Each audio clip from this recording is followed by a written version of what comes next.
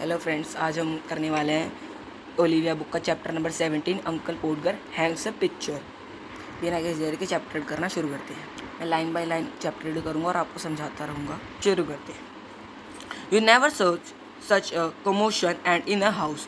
कि इसका मतलब आपने कभी भी एक घर के अंदर इतना हंगामा नहीं देखा होगा अपनी पूरी लाइफ में। जब uncle Podger undertook a job, जो अंकल पोडगर एक जॉब ले लेते हैं, जब अंकल पोडगर एक जॉब ले लेते हैं। A picture would have come from the frame maker shop. ये जो पिक्चर थी वो आई थी फ्रेम मेकर की शॉप में और इसे डाइनिंग रूम में रखा हुआ था और वो पिक्चर वेट कर रही थी कब उसे कोई टांगे दीवार पे। And Aunt Porter would ask what was to be done with it. The Uncle Porter would say, और जब Aunt Porter जो कि अंकल पोर्टर की वाइफ है, अंकल पोर्टर से पूछती है कि अब इस पिक्चर का क्या करें, तो अंकल पोर्टर उन्हें कहते हैं, oh you leave that to me. वो उन्हें कहते हैं कि तुम ये सब मुझ पर छोड़ दो। Don't any of you worry your self about that. तुम में से किसी को भी इसके बारे में चिंता करने की जरूरत नहीं है। I will do all that. मैं वो खुद से सारा काम कर लूँगा। उसके बाद वो अपना कोट उतारते हैं और शुरू हो जाते हैं। He would send the girl out for 6 पेंथ और ऑफ नेल्स। वो एक लड़की को भेजते हैं कीले लेके आने के लिए, और फिर वो एक लड़के को उसके पीछे भेजते हैं कि उस साइज़ को किलो का साइज़ बताने के लिए, क्योंकि वो उन लड़की को भेज तो देते हैं किलो का साइज़ ले लाने के लिए, पर वो भूल जाते हैं इस लड़की को उस किलो का साइज़ बताने, नेल्स का साइज़ बताने। And from that he would gradually work down and start and the whole house. और फिर वो काम शुरू करते हैं घर में। Now you go and get my hammer. वो एक लड़की को कहते हैं कि जाओ और मेरा हथौड़ा लेकर आओ। Will he would shout at the you bow at brick by the rule Tom. और वो टॉम को कहता है कि जाके मेरा रूल लेके आओ। And I shall want a step ladder. और वो एक किससे कहता है कि जाकर मुझे स्टेप लेटर भी लेकर आओ। And I had better have a kitchen chair too and Jim. और वो जिम को कहते हैं कि किचन से चेयर लेके आओ। और स्टेप लैडर का मतलब होता है जो सीढ़ी जिस पर हम चढ़ के काम करते हैं। You run around to mister Goggles and tell him pa kind regards. और वो मिस्टर गॉगल्स को कहते हैं कि तुम मेरे आसपास ही घूमते रहो, जब मैं सामान मांगूंगा तो मुझे वो देते रहो। And don't you go Martha because I shall want somebody to hold me the light. और वो मार्था कहता है कि तुम यहीं रुक जाओ, क्योंकि मैं किसी को चाहता हूँ जो मेरे लिए लाइट को पकड़े ताकि वो अच्छे से कील को लगा सके। And when the girl come back. और जब वो लड़की वापस आती है, she must go out again for a bit picture code and Tom. फिर वो वापस उस लड़की को भेज देते हैं एक पिक्चर कोड लाने के लिए, जो कि होती है एक स्ट्रिंग होती है पिक्चर टांगने के लिए। And Tom you come here I shall want you and hand me up the picture. और वो टॉम को कहता है कि जल्दी यहाँ पे आओ और मुझे पिक्चर पकड़ाओ। And then he would lift up the picture and drop it. फिर जब वो पिक्चर को अपने हाथ में लेते हैं तो गलती से उस पिक्चर को उनके हाथ से छूट जाती है और वो पिक्चर फ्रेम के बाहर आ जाती है। And he would try to save the glass and cut himself. और जब वो कांच को बचाने की कोशिश करते हैं तो वो अपने आप ही अपनी उंगलियों को काट देते हैं, उनकी उंगली कट जाती है himself. And then he would spring around the room. और फिर वो कमरे में इधर उधर घूमते हैं अपना हैंकरचीफ ढूंढने के लिए, यानी कि अपना रुमाल ढूंढने के लिए, ताकि उस चोट पे बांध सके। He would not find his handkerchief because it was in the pocket of his coat he had taken off. तो उन्हें वो कोट ही नहीं मिलता। मेरा मतलब उन्हें वो रुमाल नहीं मिलता, क्योंकि वो रुमाल उनके कोट में था जो उन्हें उतार रखा था। And he did not know where he had put the coat. और उन्हें नहीं पता था कि उन्हें कोट कहाँ रख दिया है। And all the house had to leave for looking for his tools and start looking for his coat. और जो पूरे घर के लोग हैं वो उसका कोट ढूंढने लग जाते हैं, उसके टूल्स भी ढूंढने लग जाते हैं। While he would dance around and hinder them. और पूरे घर के लोग ना कोट ढूंढने में लग जाते हैं। और फिर अंकल पोर्टर उन्हें गुस्से में कहते हैं, doesn't anybody in the whole house know where's my coat is. कि किसी पूरे घर में किसी को भी नहीं पता कि मेरा कोट कहाँ रखा हुआ है। फिर वो कहते हैं, I never came across such set in all my life upon my word I didn't. 6 of you and you can't find a quote that I put down not 5 minutes ago। well of all the।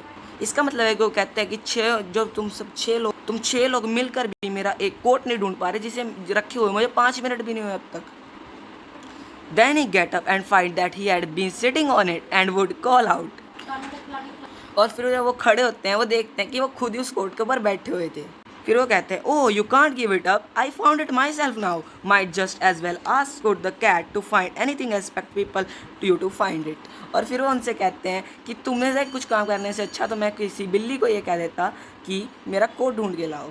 And when the half an hour has been spent in tapping his finger. जब आधा घंटा बीत जाता है उसकी उंगली को tape करने में। And new glass had been got and new tools and the ladder and the chair and the candle had been brought. और फिर जो नया ग्लास भी ले आया जा सकता है और नए टूल्स भी ले आ जाते हैं, लैडर भी लेके आ जाते हैं और चेयर भी लेके आ जाते हैं, नई मोमबत्ती भी लेके आ जाते हैं.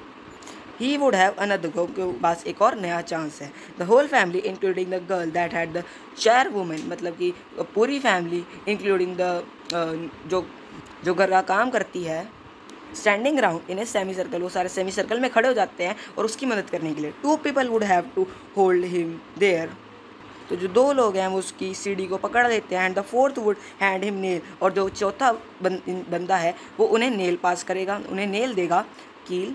And the 5th would pass him up the hammer, जो 5th बच्चा है वो उन्हें उनका हथौड़ा देगा. And he would take hold of the nail and drop it. लेकिन जब वो उस कील को पकड़ने जाते हैं तब उनके हाथ से वो गलती से ड्रॉप हो जाती है, ना नीचे गिर जाती है. फिर वो कहते हैं there, he would say in an injured tone, now the nail has gone. वो एक दुखद आवाज़ में कहते हैं अब नेल ही गिर गई, नेल ही गिर गई. And he would all have to go down on our knees and grovel for it. तो वो सबको कहता है कि अब हम सबको झुक के नीचे ज़मीन पे झुक के उस कील को ढूंढना होगा. While he would stand on the chair, जबकि वो उसी चेयर के ऊपर आई मीन स्टैंड के ऊपर खड़े होते हैं. एंड ग्रंट, और वो गले में थोड़ी सी उनकी आवाज़ आती है. And want to know if he was to be kept there all the evening, और उस पूरी शाम उस कील को ढूंढते रहते हैं. The nail would be found at last, जो कील है उन्हें आखिर में मिल ही जाती है.